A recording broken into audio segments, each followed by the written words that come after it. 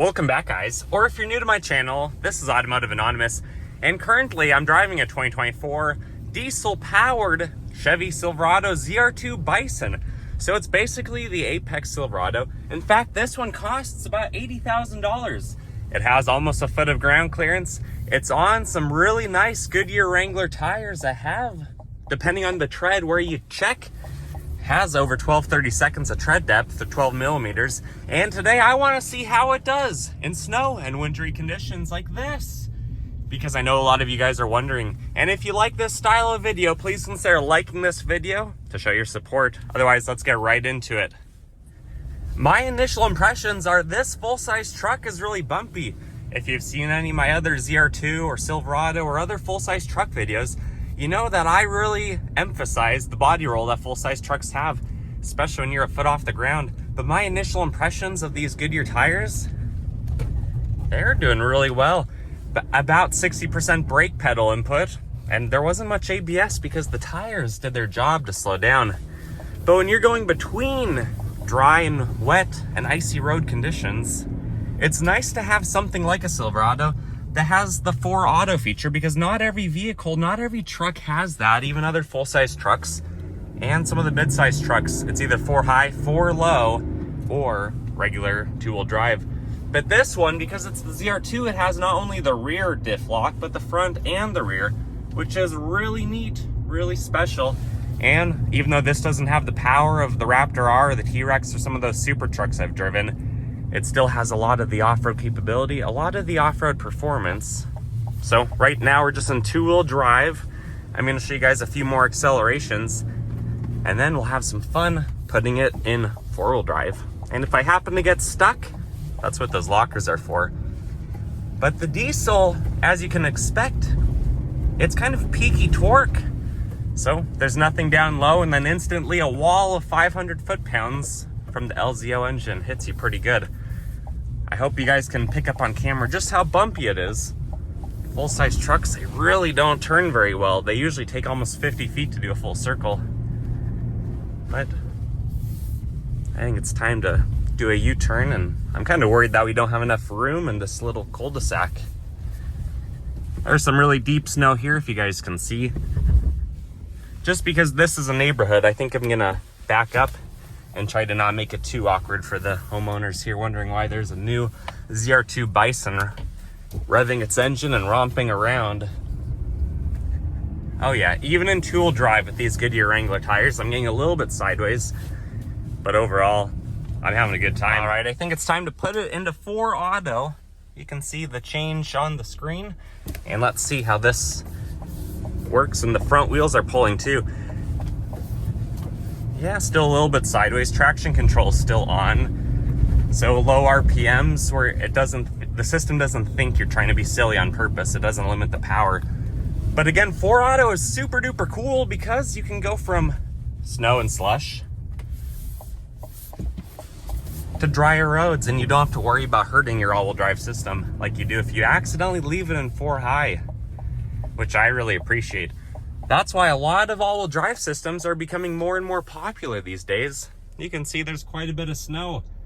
The apex of that is probably the top of the Silverado, which is around 6.5 feet high. But even in 4 auto, it's smooth. The diesel at half throttle puts its power down pretty well.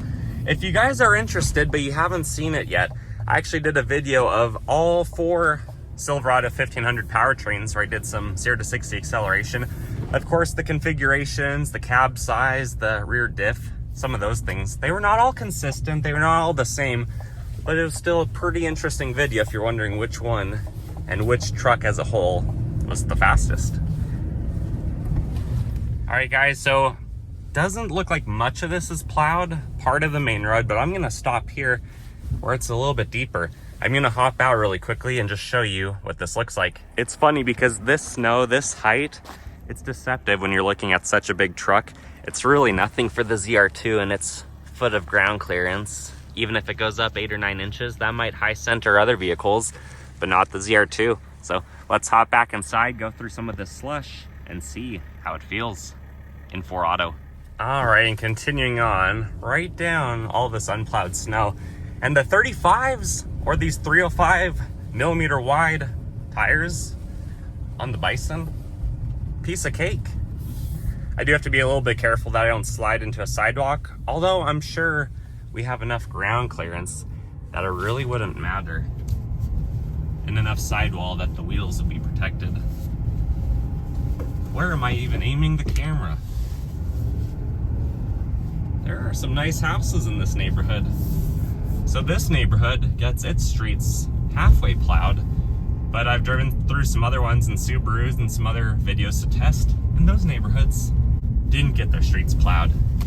All right, I'm still in 4 auto, as can be seen here. Let's take a corner, let's accelerate and see how it does getting up to speed. A little bit sideways, but really not too bad, even with how light the back half of this vehicle is.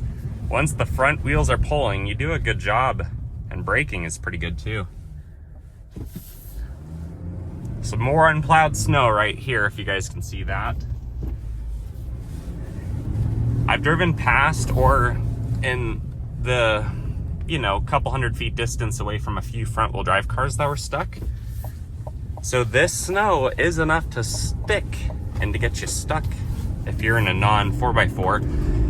But even though all-wheel drive and four-wheel drive is fantastic for getting you going, the biggest thing driving through snow is actually the tires. Having a really good tire that's either Snowflake Mountain Peak rated, or a tire that's a dedicated winter snow tire. You can also buy those from Tire Rack for cheap on some steely wheels, whatever you want. But so far in the ZR2 Bison, I'm having nothing but a good time. I'll show you guys a little bit more. I'm not seeing anything that's gonna high center us or get us stuck today. Some of those grooves are probably about a foot tall at their own apex. But this really feels simple. It doesn't feel like this truck is working at all with the 500 pounds of torque and over 300 horsepower. It's really doing a good job. It handles better than I was expecting for a full size. Of course, we're taking it pretty slow on those turns. This almost feels like it handles better in the winter from what I would expect compared to other vehicles. Then compared to dry roads, when you feel more of the body roll and you take things at a more reasonable speed. Half throttle though, does a really good job. And it slows down equally well. I'm gonna start to wrap up this video, but it's really cool to be able to park basically on the curb, even where sometimes snow is piled up a little bit higher from people shoveling on the sidewalks. Because when you have a foot of ground clearance and you're in something capable like the ZR2 Bison that specifically has really good Durawall listed Goodyear tires, this is one of the easiest things to drive through the snow. And for being a big heavy truck that doesn't have a lot of weight over its rear, usually these are less than 40% over the rear axle, it's actually doing phenomenally well. Also, huge thanks to Twin Falls Chevy for letting me borrow this one for the day. I'll link it below if you're interested. Glacier Blue is personally one of my favorite colors, but let's hop back inside and launch out of the snow. All right, back in drive. We're still in 4 auto. Actually, let's do 2-wheel drive on this one. Gonna wait just a second for this big old ram to come down the road. And now it's our turn. The streets and the sidewalks in this neighborhood really aren't necessarily super wide. Oh, 2-wheel drive, look, we might be stuck. All right, let's see if we have a snow and mud setting. All right, guys, so when I shift the dial to get into terrain mode, you actually have to go into 4-wheel drive, it tells you. Otherwise, that won't work. So I'm gonna try off-road mode and see what that does in 2-wheel drive, if it changes the software and the setting to help us get out of here.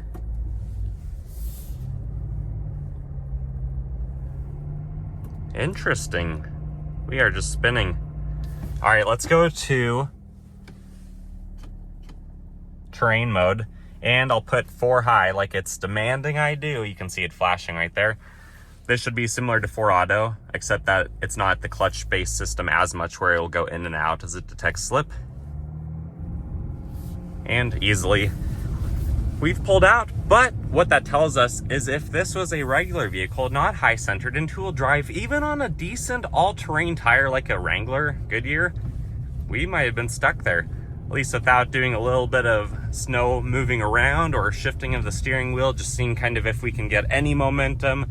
Usually if you can get a little bit of momentum, the thing you do is turn off traction control. back up, and then try to launch out of there, which I guess we haven't turned off traction control yet. So let's do that now. There it is. All right, we're still on 4 high. I'm gonna turn it back to 2-wheel drive and show you guys a little bit of what 2-wheel drive in the snow without traction control does. Kind of like an old school truck that's lifted on Wrangler tires. Oh yeah, we're definitely not really going anywhere. Slow and steady wins the race, but not when you're just spinning out with all of your low end torque. So that's interesting. Let's take this corner. Corners are where you feel the weight of these big heavy trucks. They don't like to shift their directions. I don't know if you guys can tell, I'm literally just fishtailing down the street. So let's turn traction back on while we're on the same street. Now it's gonna limit power, it's gonna limit wheel spin. And doing the same throttle input, I'm over 2,000 RPM if you guys can see that, but I'm not fishtailing all around, which although that's fun, that's not the responsible way to drive. Unless you're on a closed course or a private road like I'm gonna tell you guys that I am right now. And 2-wheel drive, oh, that's slow getting onto the main road, and then I can accelerate. But that was slow. You gotta be careful pulling out in front of other vehicles if you're not gonna be able to get up to speed. So that's where this system, with its 4-wheel drive auto system, really shines and where I'm really impressed with it. Can't quite tell yeah, there's no sidewalks there. This is just a spot where snow hasn't been pushed down. I'm gonna switch to 4 auto one time. Obviously none of this needs any, oh, there's a bit of snow right here. Probably about another foot or so, maybe even more. All right, I'm basically just gonna park here. In 2-wheel drive, traction control is still turned on. As you can see, the light's not indicated. And let's see if I can get out of here this time in 2-wheel drive. I'm sliding around. You can see some snow getting kicked up. All right, let's turn off traction control and let's try that. You can see it's off there. Basically, I can rev more now. Even turning the wheel a little bit, trying to pull the front away from the sidewalk, it's not happening. I'm just digging myself in. Let's turn that back off. Let's go to 4 auto this time. Gonna hold the power for a minute, and we broke free. So, good tires are great. An all-wheel drive system or 4-wheel drive system is great. And when you have both, it's almost like you're unstoppable outside of the laws of physics and the things you still need to be careful with. I am having a lot of fun filming this for you guys. And if anyone is still watching, I hope you are having at least half as much fun as I am having bouncing around filming this for you guys. There are a lot of fun winter sports, and one of the best one is driving a 4x4 truck.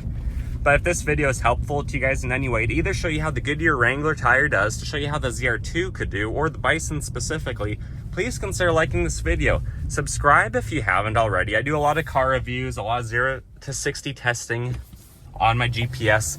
And when there's snow on the ground, I'm gonna do other fun stuff like this type of video. So I wish you guys the best until next time. Be safe out there, and I'll catch you on the next one. See ya. Also, as I'm dropping off the ZR2, if anyone's curious how it does driving up a couple sidewalks, these cameras do a really good job, and when you're in drive, it crawls up it like it's nothing.